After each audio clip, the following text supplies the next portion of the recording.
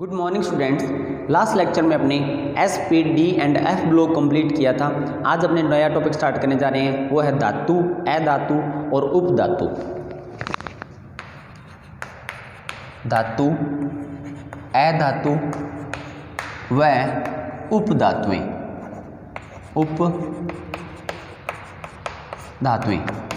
तो देखो अपने कुछ जब अपने एस पी डी और एफ ब्लॉक स्टार्ट किया था तो उसमें अपने धातु, अधातु और उपधातुओं की कुछ अपने ने उसके जनरल करैक्टर अपने ने विशेषताएं पढ़ ली थी।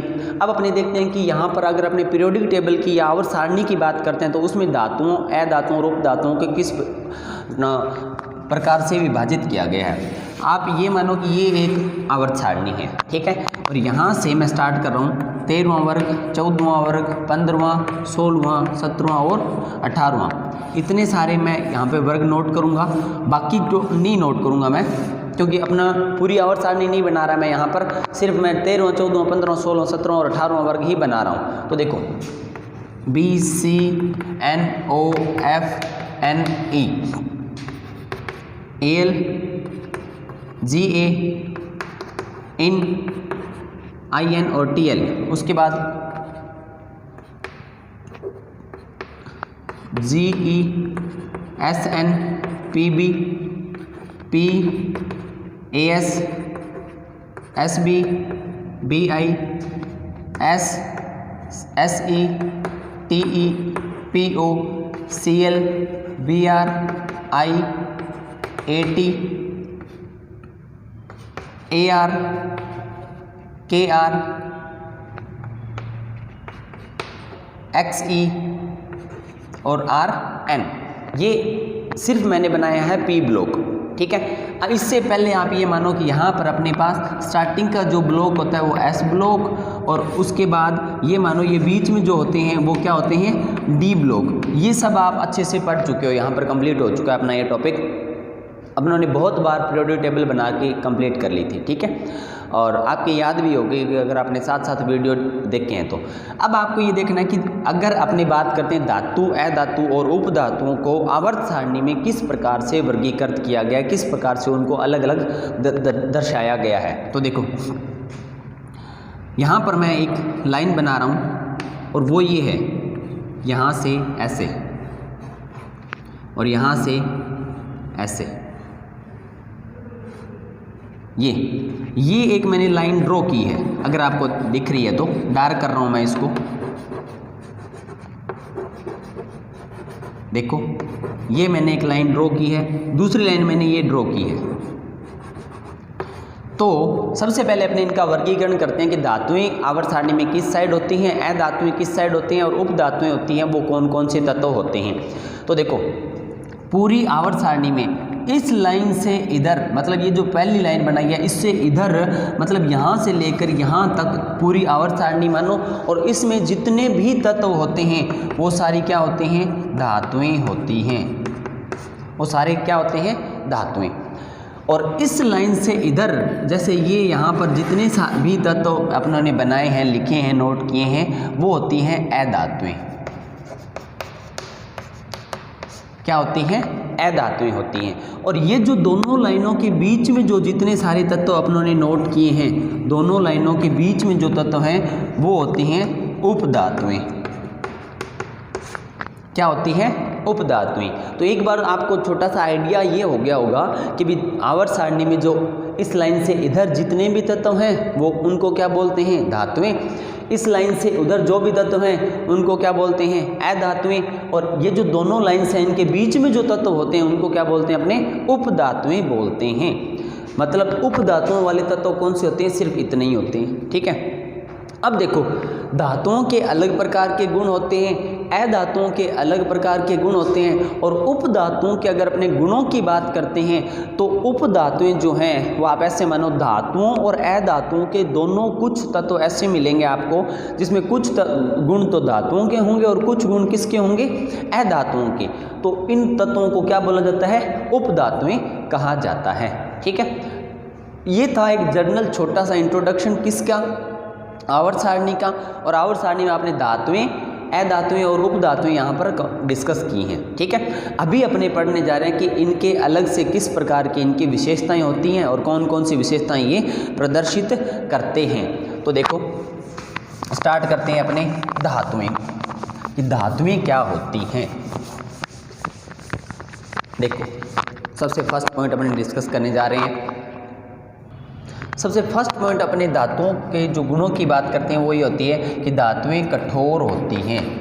क्या होती हैं? धातुएं, सभी धातुएं कठोर होती हैं। ये इसके अपने जितने भी धातुएं हैं उनके जो कॉमन इकट्ठे गुणों की बात करेंगे अपने, कुछ उसमें अपवाद भी आएंगे। सभी धातुएं कठोर होती हैं मतलब ठोस होती हैं, परंतु इसका एक अपवाद मिलेगा आपको, और वो अपवाद क्या है? आपको अगर ध्यान है Hg जो हाइड्रोजियम होता है, इसको बोलते हैं पारा, वो एक द्रव धातु है। वो क्या है? द्रव धातु होती है।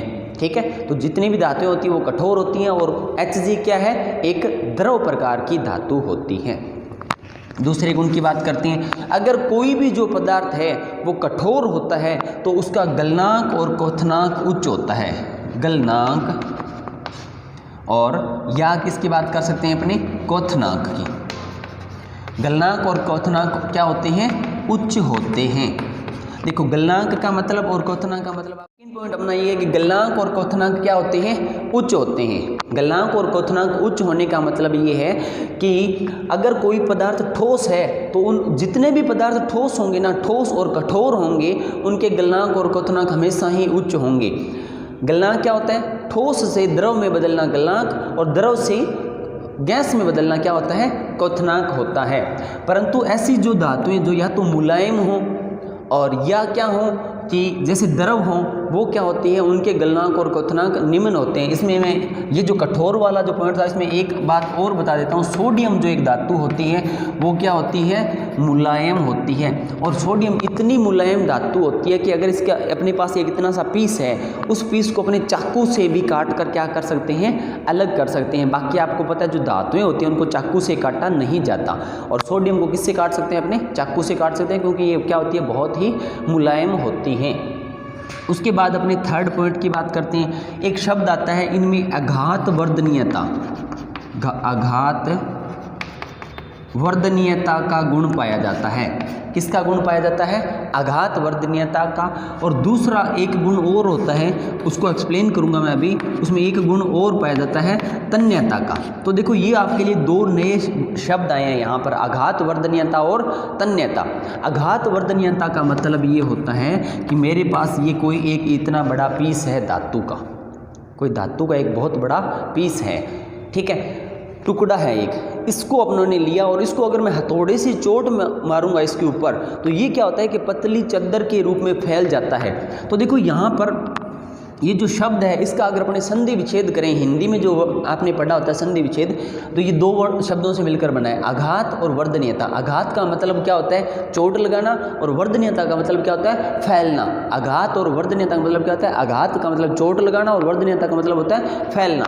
तो देखो जैसे जैसे चोट लगाएंगे तो ये जो धातु है ये क्या मान सकते हैं आप? इसको पतली प्लेट के रूप में क्या होती है? फैल सकती है। पतली प्लेट मतलब पतली चद्दर के रूप में फैल जाती है। इस गुण को बोलते हैं आघात वर्धनीयता। दूसरा गुण होता है एक तन्यता। तन्यता का मतलब ये होता है कि इस धातु को किसी भी कोई कृत्रिम विधि से अपने इसके क्या बना सकते हैं? खींच कर तार बना सकते हैं। तो धातुओं के तार होते हैं, आपको ने देखे होंगे, लोहे के तार होते हैं या जैसे कॉपर के तार होते हैं। तो ये तार आप लोगों ने देखे होंगे, तो वो किसके बने होते हैं? धातु ही होती है। तो खींच के तार बना सकते हैं। ऐसे नहीं है कि ये एक बहुत बड़ा पीस था लोहे का, इसको उन्होंने जोर लगा के खींचा और तार बन गया, नहीं, ऐसे नहीं। कुछ विधियाँ अपने यूज करेंगे, कोई प्रोसेस बनाएंगे, उससे अपने किस में बदल सकते हैं? इसको धातु के पीस को किस में बदल सकते हैं? तार के रूप में। अगर धातु के पीस को तार के रूप में बदलेंगे तब तो उसको उनको बोलेंगे तन्यता का गुण। अगर धातु के पीस को अपने किस में बदलेंगे? चोट लगाकर प्लेट के रूप में बदलेंगे तब अपने इसको क्या बोलेंगे? आघात वर्धनीयता बोलेंगे। ठीक है। फिर फिफ्थ पॉइंट की बात आती है कि जो धातुएं होती हैं वो ताप तथा विद्युत की चालक होती हैं। ताप तथा इसकी विद्युत की क्या होती है? विद्युत की चालक होती हैं। तो ताप का मतलब क्या है कि जब अपने इसको टेम्परेचर देते हैं, जैसे मेरे पास ये एक धातु का टुकड़ा है, ठीक है, कोई भी या बड़ा टुकड़ा लेते हैं अपने, सपोज करो ये एक धातु का कोई टुकड़ा है, इसको जब मैं इस साइड से गर्म करता हूँ तो आपको पता है कि एक ही साइड से गर्म करता हूँ, परंतु थोड़ी देर बाद क्या होता है कि ये जो पूरा जो धातु का टुकड़ा होता है वो पूरा का पूरा क्या हो जाता है, गर्म हो जाता है। ठीक है, तो जब इसको मैं गर्म करूँगा तो पूरा टुकड़ा गर्म हो जाएगा और वो जो ताप है वो पूरे टुकड़े में फैल जाएगा। तो ताप और विद्युत की क्या होती है, चालक। आपको ये पता है कि कोई भी जो धातु का टुकड़ा होता है उसमें अगर अपने उसको तार से जोड़ देते हैं तो उसमें करंट आता है। ठीक है, आपको पता ही है, क्योंकि अपने देखते हैं कि घरों में जो तार लगे होते हैं जो जिससे अपने विद्युत धारा या बिजली जब अपने बात करते हैं घरों में आती है या किसी दूसरे परिपथ में जब वो विद्युत धारा बहती है तो वो जो तार होते हैं वो किसके होते हैं, तांबे के तार देखे होंगे आप लोगों ने। तो तांबा क्या है, एक धातु है। तो और भी जितने भी धातुएं हैं वो सभी क्या होती हैं, ताप और विद्युत की क्या होती हैं, चालक होती हैं। ये इसका कुछ। उसके बाद नेक्स्ट पॉइंट की बात करते हैं कि धातुएं जो होती हैं वो अत्यधिक क्रियाशील होती हैं। अत्यधिक क्या होती हैं, क्रियाशील। अत्यधिक क्रियाशील धातु होती है, मतलब अगर धातुओं को अपने किसी दूसरे तत्वों के साथ, यौगिकों के साथ अभिक्रिया कराते हैं तो वो आसानी से अभिक्रिया कर लेती हैं। इसका मतलब ये होता है कि जो अत्यधिक क्रियाशील, मतलब जो धातुएं थी वो क्या है, उनमें एक गुण पाया जाता है इलेक्ट्रॉन त्यागने का। कौन सा गुण पाया जाता है, इलेक्ट्रॉन जब धातुएं त्याग देती हैं तो कोई भी जो धातु है, एम से शो कर रहा हूँ, एम होता है मेटल और मेटल को क्या बोलते हैं, धातु। तो कोई भी जो धातु होती है उसके ऊपर आवेश आ जाएगा और धातु किस अवस्था में आ जाती है, आयन के रूप में आ जाते हैं। और आयन जो होते हैं वो आसानी से किसी दूसरे यौगिकों के साथ क्या कर लेते हैं, क्रिया कर सकते हैं। तो अत्यधिक क्रियाशील होती हैं। उसके बाद नेक्स्ट पॉइंट देखते हैं अपने 7वां पॉइंट, और उसका ये है कि धातुओं में धात्विक चमक पाई जाती है। क्या पाई जाती है, धात्विक चमक पाई जाती है। धात्विक चमक का मतलब ये है कि अगर आपने देखा है जैसे एक लोहे का टुकड़ा है, उसको जब अपने बीच में से काटेंगे, काट कर उन्होंने क्या कर लिए, दो अलग अलग पीस कर लिए। तो जहाँ से अपनों काटा है वहाँ से वो जो है धातु, जिस भी धातु को काटेंगे वो अलग तरीके की चमक होगी, उसमें अलग तरीके से क्या होगा, वो चमकने लग जाएगा। उसे क्या बोलते हैं कि धातुओं में धात्विक चमक पाई जाती है। धात्विक चमक का मतलब कैसे भी चमक, जिस धातु को अपने काटेंगे उस प्रकार के उसमें चमक उत्पन्न होने लग जाएगी। ये कुछ गुण थे धातुओं के। अब अपने नेक्स्ट गुणों की बात करते हैं, अधातुएं किस प्रकार के गुण प्रदर्शित करती हैं। तो अब आपको थोड़ा आइडिया तो हो गया होगा कभी अधातुओं वाले तत्व यहाँ पर अपनी पूरी आवर्त सारणी में कौन कौन से होते हैं। तो चलो अपने देखते हैं फर्स्ट पॉइंट किसका, अधातु के पॉइंट को डिस्कस करते हैं। फर्स्ट पॉइंट, अधातुएं जो होती हैं वो कठोर, या अपने कठोर नहीं यूज करेंगे, अपने ठोस, द्रव और गैस यूज करेंगे। अधातुएं जो होती है वो ठोस, द्रव व गैस तीनों अवस्थाओं में पाई जाती हैं। बहुत अधिक धातुएं ठोस होंगी, कुछ धातुएं गैस भी होंगी, और एक धातु अगर आपने नाम सुना है Br, ब्रोमीन जो होता है वो किस अवस्था में पाई जाती है, द्रव अवस्था में पाई जाती है। और जैसे कि मैंने आवर्त सारणी अभी स्टार्टिंग में जब उन्होंने आवर्त सारणी बनाई थी, बीच में एक ऐसी टेढ़ी मेढ़ी मैंने लाइन बनाई थी, उससे उधर जितने भी पी ब्लॉक के तत्व थे वो सब क्या थे, अधातु थे। तो आपको पता है कि जो 18वां वर्ग होता है, 18वां वर्ग कौन कौन सा होता है, helium, neon, organ, krypton, xenon और रेडॉन, ये इतने सारे जो भी तत्व हैं ये सभी किस अवस्था में पाए जाते हैं, गैसीय अवस्था में पाए जाते हैं। तो देखो धातुएं ठोस भी होती हैं, द्रव भी होती हैं, और किस अवस्था में होती हैं, गैस अवस्था में भी होती हैं। दूसरे पॉइंट की बात करते हैं अपने, इनके जो गलनांक है या क्वथनांक की बात करता हूँ, क्वथनांक वो निम्न होते हैं। निम्न मतलब कम होते हैं, क्योंकि जो भी पदार्थ जितना ज़्यादा कठोर होगा उसका गलनांक और क्वथनांक उतना ज़्यादा होगा। अगर कोई भी जो पदार्थ है वो द्रव या गैस अवस्था में है तो उसके गलनांक और क्वथनांक क्या होते हैं, निम्न होते हैं। उसके बाद बात करता हूँ मैं थर्ड पॉइंट की, और वो पॉइंट कौन सा है कि इनमें अपनों ने एक वर्ड यूज किया था आघात, वर्धनीयता, या दूसरा वर्ड था तन्यता। ये दोनों गुण नहीं पाए जाते, इनमें एक अलग प्रकार का गुण पाया जाता है, और वो कौन सा होता है, ये भंगुर प्रकृति की होती हैं। कौन सी प्रकृति पाई जाती है इसमें? भंगुर प्रकृति पाई जाती है। भंगुर प्रकृति क्या होती है? भंगुर प्रकृति ये होती है कि ये मेरे पास कोई भी एक अधातु का टुकड़ा है, जब मैं इस पर चोट लगाऊंगा तो ये क्या होता है कि कणों में टूट जाता है। कणों में टूटना क्या कहलाता है? भंगुर प्रकृति कहलाता है। जैसे एग्जाम्पल बताता हूँ मैं आपको, ये मेरे पास एक छोटा सा, आप सपोज करो, एग्जाम्पल दे रहा हूँ मैं, होती नहीं है धातु, जैसे नमक है। आजकल सर्दियाँ जो चल रही हैं उसमें क्या होता है कि नमक गीला हो जाता है, एक बड़े से कण के रूप में बदल जाता है। जब इसमें अपने चोट लगाते हैं, दाब लगाते हैं तो वो टूट जाता है और छोटे छोटे कणों में क्या होता है? फैल जाता है। उस प्रकृति को क्या बोलते हैं? भंगुर प्रकृति बोलते हैं। जो भी धातुएं अधातुएं होती हैं उस पर जब अपने चोट लगाते हैं तो वो अपने छोटे छोटे कणों में टूट जाती है और उस कणों को टूटने में क्या बोलते हैं? भंगुर प्रकृति। और वही चोट जब अपनों ने धातुओं में लगाई थी तो वो क्या हुई थी? फैल गई थी पतली चद्दर के रूप में, और उस गुण को क्या बोला था? आघात वर्तनीयता। उसके बाद 5th पॉइंट की बात करते हैं। ये जो होती हैं अधातुएं वो ऊष्मा और विद्युत की कुचालक होती हैं। विद्युत की क्या होती हैं? कुचालक होती हैं। ठीक है, तो आपने ये ध्यान रखना है कि ऊष्मा और विद्युत की क्या है? कुचालक होती हैं, ये ध्यान रखना है। उसके बाद 6 पॉइंट की बात करते हैं, और 6 पॉइंट में अपने ये देखेंगे कि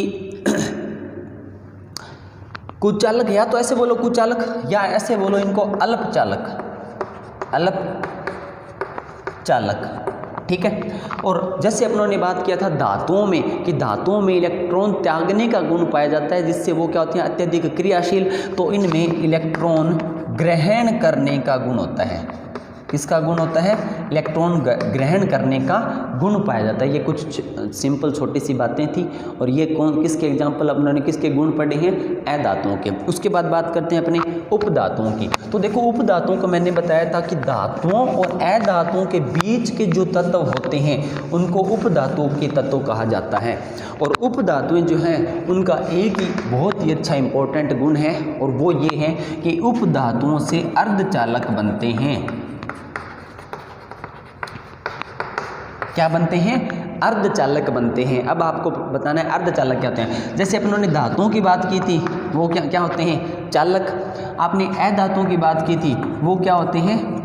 कुचालक। तो देखो, धातुओं से थोड़े से कम चालक, और ये तो कुचालक या अल्पचालक बोल सकते हैं इनको, अल्पचालक।